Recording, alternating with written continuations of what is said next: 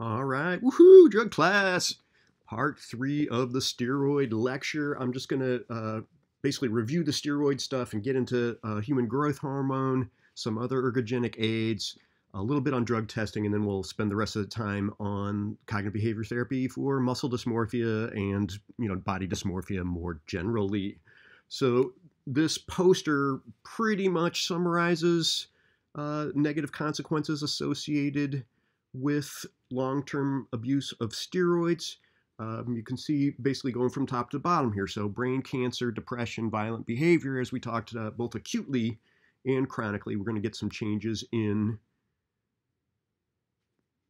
cancer rates for basically brain tumors more broadly, not just cancer. And then depressed mood, particularly in conjunction with the withdrawal and the violent behavior for both presence and withdrawal. I gotta admit, some of these data are confounded by head injury, and so I don't think the work has been done in the animal literature. But obviously, if you're going to combine both steroids and head injury, man, you're really setting yourself up for a rough time.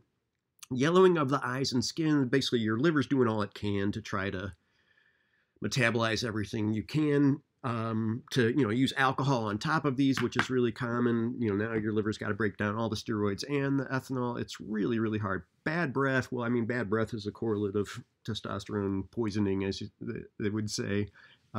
Anytime you start messing with your hormones, of course, that's going to be an issue. Severe acne. So again, if we think about it as essentially an exaggeration of adolescent growth periods, of course, that's going to be a correlate. The hormones making the oils in the skin lack balance. Deepening of voice, and this says women, but of course it's deepening of voice in everybody. And again, that's a irreversible or very difficult to reverse issue because of the thickening of the vocal cords.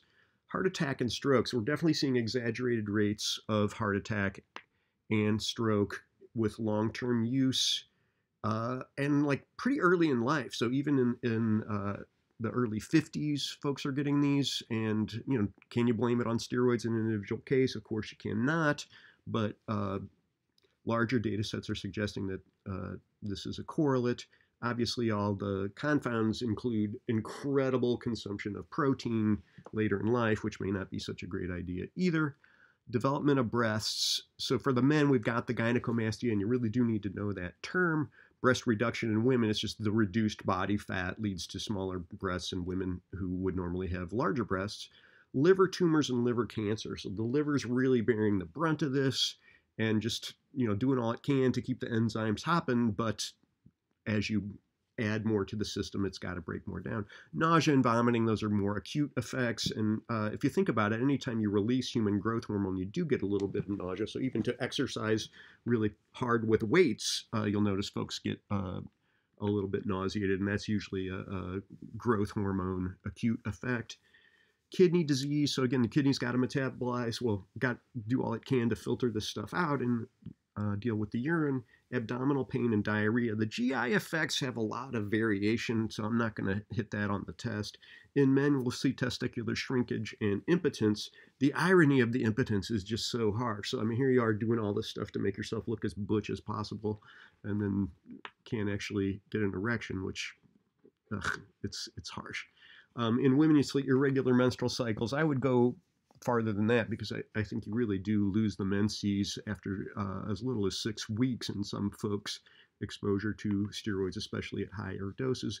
Bruising and infections from injections. I mean, anytime we use an injectable drug, we talked about this in the opiates, you're putting yourself at risk for all kinds of problems. This is hardly the biggest issue. Stunted growth. Now, this is curious because you would think, hey, you're doing all you can to really grow. But if folks do use steroids in their early teens, the muscles are actually getting stronger and holding the bones back. Essentially, the bones don't have enough force to press against a muscle that is that strong. And so you'll see, on average, a ½ inch to 1.5 inches reported as this person's shorter than he or she would have been if we had guessed from, say, sibling or parent height. Like in the animal literature, they haven't made it a big deal, but it does seem to be a correlate of effects when they're studying other effects in animals. And then weak tendons. truth be told, so now you're going to be markedly bigger, and some muscles are markedly larger than they would be. The tendons that are going to connect have a harder time. They've just got a whole lot more to deal with, and often the growth is really rapid, so the tendons don't have time to grow in a way that they can catch up. All in all, I really can't recommend these without physicians monitoring.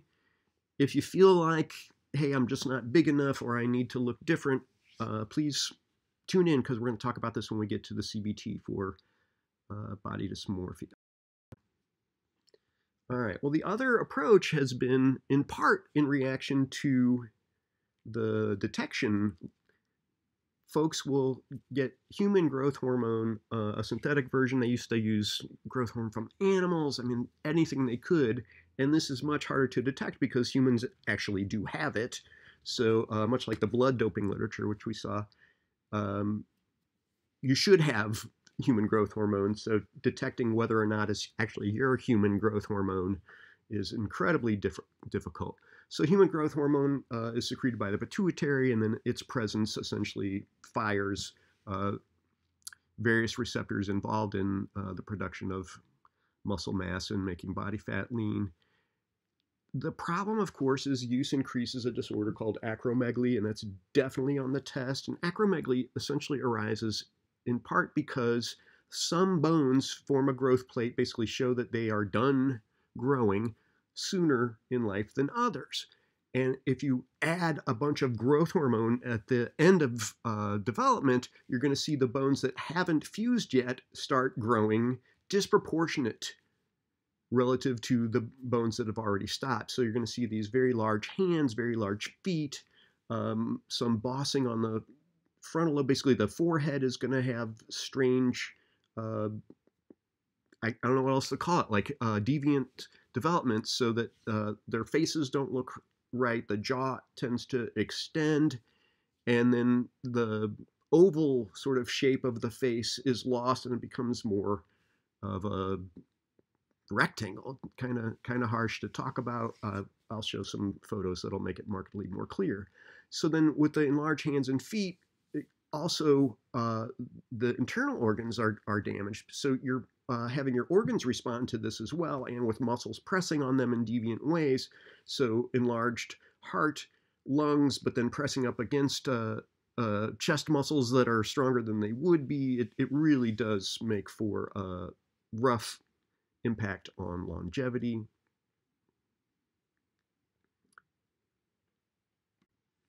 So here we've got a technical drawing on this on a woman. Don't drive yourself nuts trying to memorize all these. Just understand that there's going to be increased frontal bossing. Basically, that part of the forehead is going to be both extended and occasionally have more ridges, so to speak.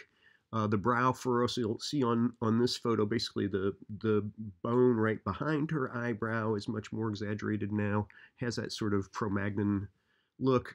And then the base of the nose is going to be broader now in response to the growth, because those tissues don't usually stop growing. Don't drive yourself nuts with the rest of this. You would know it if you saw it. Here's a much more informative picture. So this poor guy's got acromegaly from a tumor near his pituitary. And again, you can see, so the ears are still growing. His face is essentially a big rectangle.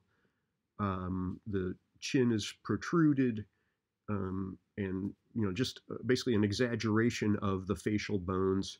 The hands and feet are the same. When you look at some of the Soviet bloc athletes from the 1950s and 60s, you see these really, a hand that can go all the way around a shot put, and just it's pretty obvious that they've had human growth hormone or human growth hormone releasers or testosterone added to their program. This is not our stereotype of what is attractive, so the exaggeration of these features does not seem to add any fitness, so to speak. They're just going to be markedly bigger. All right, this is just a bad photoshopped set of images. I don't think this is even a real photo, but you see our standard for how somebody is supposed to look in this field has gone insane. Okay, this is Sean, and this is a relatively recent winner of a Mr. Olympia. Again, we're talking about a guy who doesn't even really look like this, right? He's going to look like this for a few days around competition, but to be this big, to have this much muscle mass and body fat under 4%, I don't know, some folks find it attractive, some folks don't, and he's obviously devoted literally, over a decade to a lot of time in the gym, and more power to him if that's what he wants to do. But the idea that you can get this large without working out really hard and potentially using steroids is hard. Oh, there's a new documentary about Lee Haney out on Netflix, I think, and Lee Haney's just a delightful guy, but he literally cannot walk anymore, and he was Mr. Olympia multiple times. And huge legs, lifted enormous amounts just to maintain the muscle mass, and now basically his hips and joints are just all out of whack with the weakened tendons and stuff. So he's got to walk with crutches now, and he's my age. I think he's 57, something like that. And I got to admit, he's got a great attitude. He's going down the stairs in this documentary and still whistling and singing and stuff like that. It's astounding to be dealt that kind of set of negative consequences.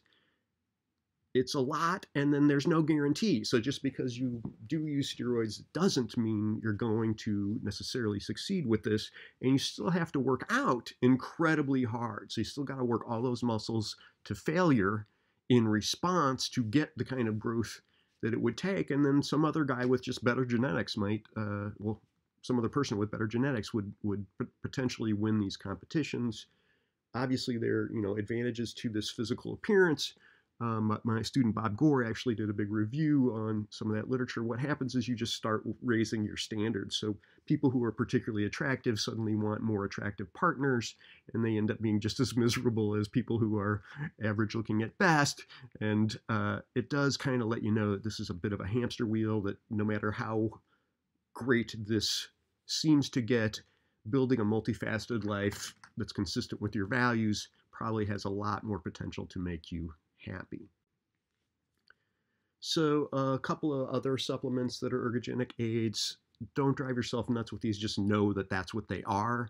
So androstenedione, which was a supplement that supposedly was increasing testosterone in humans. It is a metabolic precursor to it, but some of the supplements that were designed to enhance it in humans wouldn't even, never mind getting through the blood-brain barrier. I think they would just be digested in the stomach and turned into amino acids and turned into just regular old protein. So I know a lot of these are just a giant ripoff.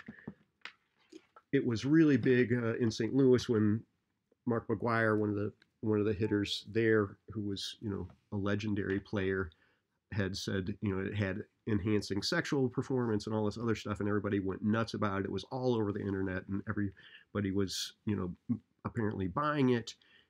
It was probably partly placebo. Like, it didn't look like many of the ways to administer were even going to be metabolized.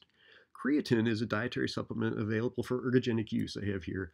Basically, this one does have at least one randomized clinical trial showing it does increase the amount of muscle gained, and there's at least one data set that suggests increase in strength, but only around the 5 milligram per day issue. There are allegedly some cognitive enhancement effects.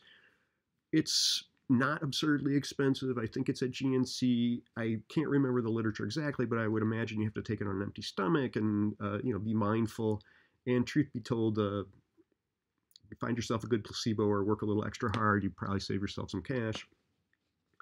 And then GHB, which was actually a party drug, in the early 90s when I was in Los Angeles. This is really a potentially dangerous sleep aid. And, at appropriate doses, it's going to enhance your natural growth hormone release that usually happens during sleep. But man, the underground market is a terrible place to get anything with sort of concentrations that you can rely upon. And it's super easy to overdose. It's incredibly sedating and can be lethal at high doses. Just not worth doing it. Literally in the 90s, I had to tell people, write GHB on your hand if you're going to use this at a party. So when you go to the ER, they'll at least know what you're on, which, I mean, if that's what we're doing for harm reduction, like getting ready to go to the ER, that's really sad.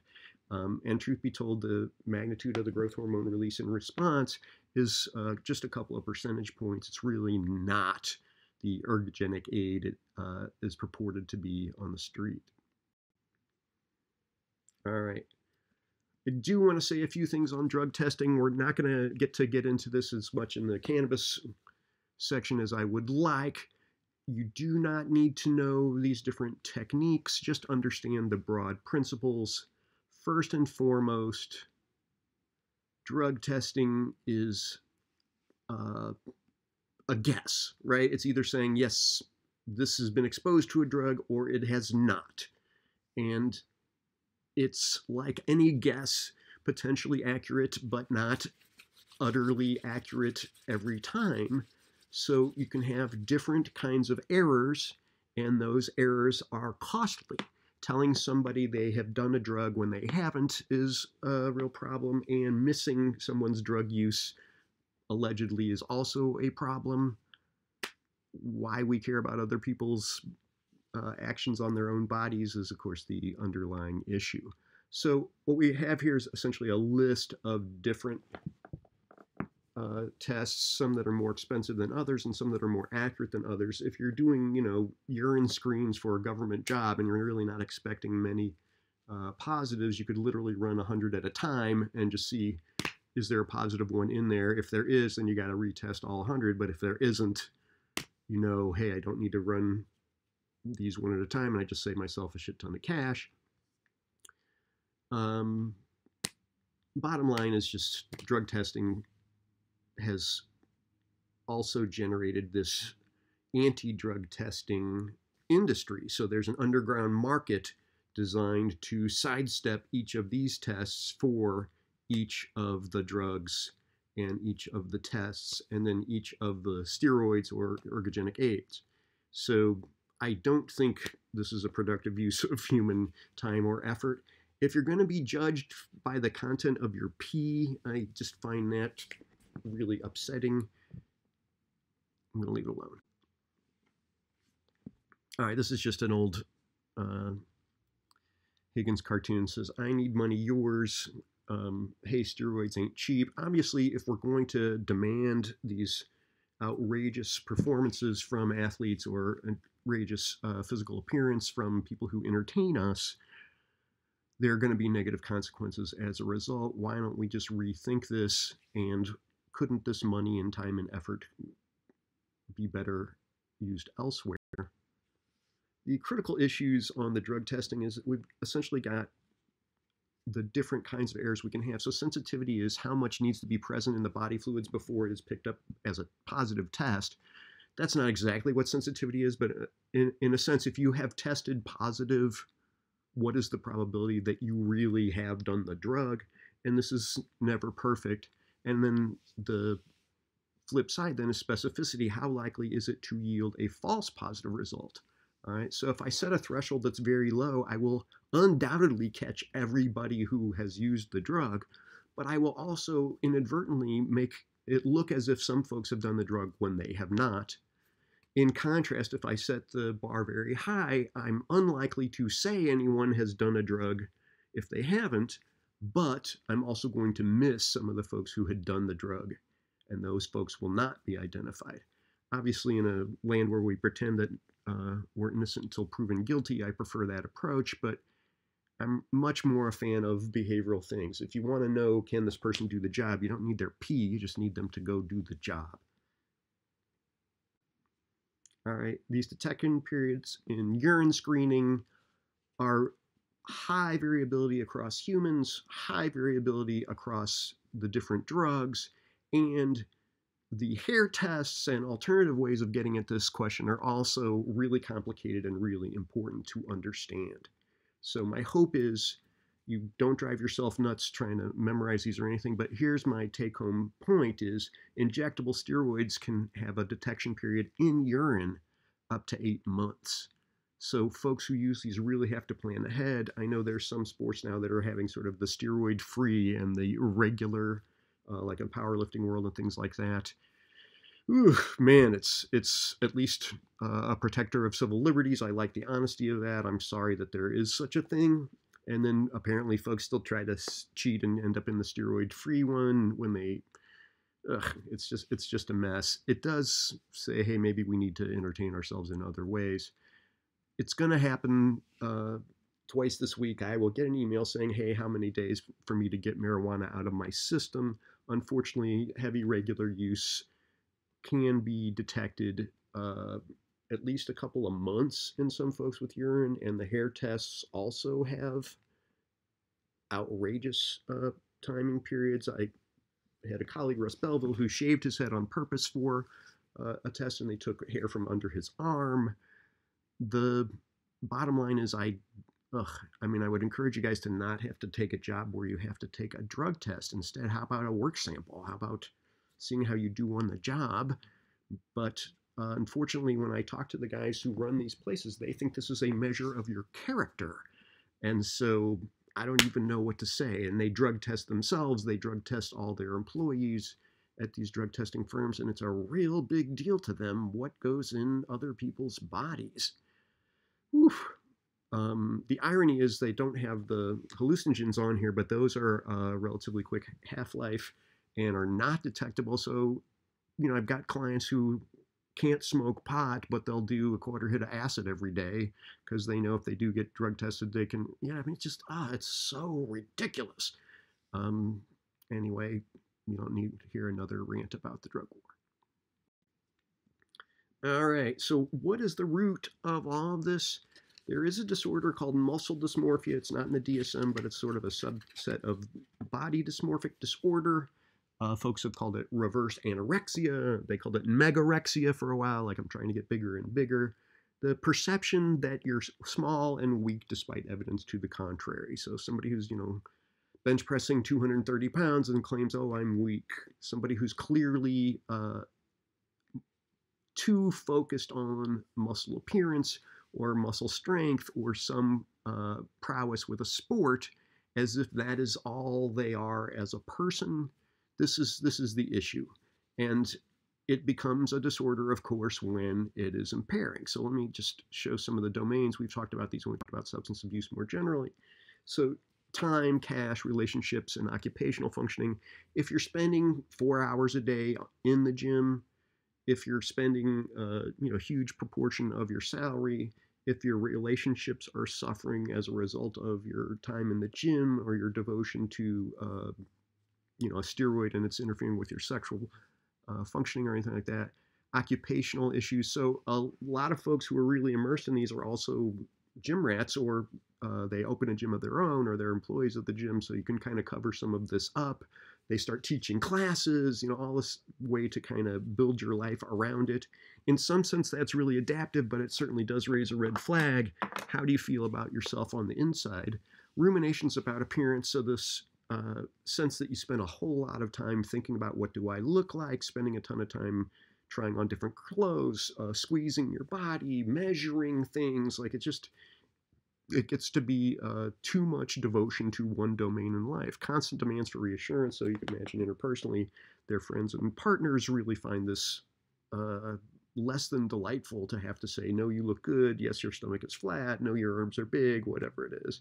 The inspecting or the checking, I've seen this go both ways, basically. So they're looking in the mirror every 5 seconds, or they completely avoid mirrors. And it's a curious flip side of both kind of the same issue, and that's, oh, I am my appearance. Obviously, we're going to want to challenge that cognition when we get to the CBT therapy. Avoiding certain social situations because of appearance, or in particular, somebody there is going to look better than I am. I got tons of stories about this from when I lived in West Hollywood, you can imagine. And plastic surgery, obviously there are times when plastic surgery is completely appropriate and it's your money and your body, you can do whatever you want. But if you've had multiple plastic surgeries related to appearance, again, that's just a marker for something to assess in a decisional balance sort of way to see if you're happy doing your life with this much of your appearance as a priority. Oh, this is just an old Mark McGuire cartoon. Spot the role model. The irony of some of this is, so here's a little kid who's got a shirt on that says "Say no to drugs," and then Mark McGuire holding up the androstenedione, which was the supplement that he had claimed helped him get all muscular and help him have some kind of baseball hitting record. The fact that you can make this much money hitting a ball with a stick is a whole other separate set of issues. There are multiple roads to Rome. You guys are beautiful and you don't even know it. Disheartened by the way this is the way I have to teach you, but delighted by the opportunity anyway. I will put the Kahoot on and I will email everybody about the exam, and feel free to email me questions or post some underneath this video.